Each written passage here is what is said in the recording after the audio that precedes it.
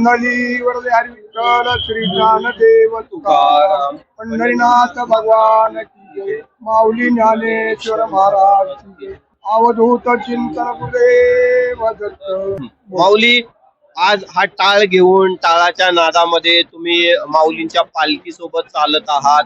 कसं वाटतंय पालखीमध्ये चालताना?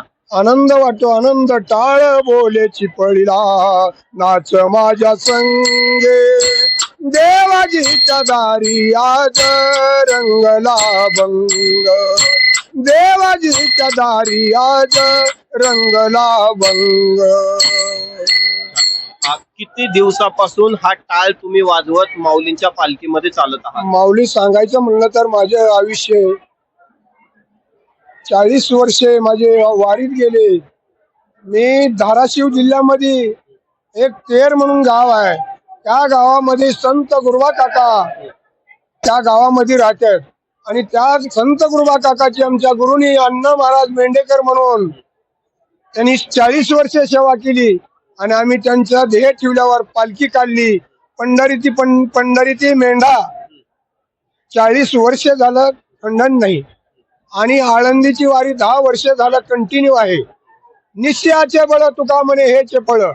नक्की यांचं फळ मिळाले आम्हाला आनंद आनंद मानतो. ज्ञानेश्वर मुखी म्हणता चुकती बेर ज्ञानेश्वर डोळा पाहू होती सांगू सुखा दुखाच्या गोष्टी. आनंद ही गगनाहुनी वाढ नाम आहे. या आनंदाचा अंत पार नाही. मी तेर परिसरातला एक लहानसा येडा माकडा आंधळा पंगळा मी एक कालकरी म्हणून काकाच्या संघ माऊलीचा संघ वारी आनंदात करतो. मला ह्याच्यासारखा आनंद कुठेच मिळत नाही म्हणून मी वारीत येतो. आज पालखी पुण्यामध्ये आलेले पुणेकरांनी तुमचं स्वागत केलेलं आहे. काय वाटतंय पुणेकरांचे स्वागत पाहून? पुणेकरांनी तुमची सोय केलेली आहे. काच्या आनंदाचा सांगावा. आनंद नवा पुणे हे कशाहून नाव पडलं असावं. पुण्यवंत व्हावे घेता सज्जनाचे नावे हे घे माझी वाचा तुटे महालाभ पुकासाठी. हा पुण्याचं गणित आणि आळंदीचं देहूचं कौतुक करील एवढं थोडं आहे. आणि हा आळंदीवाल्याला काहीतरी पूर्वजन्मी पाप केले तेही भाऊ निस्तारिले.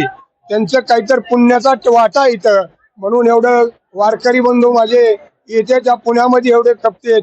आणि आजचा दिवस उद्याचा दिवस ह्या गावा पुण्यामध्ये मुक्काम आहे आणि उद्या सासवड मार्गी पंढरपूर वारी पोच होत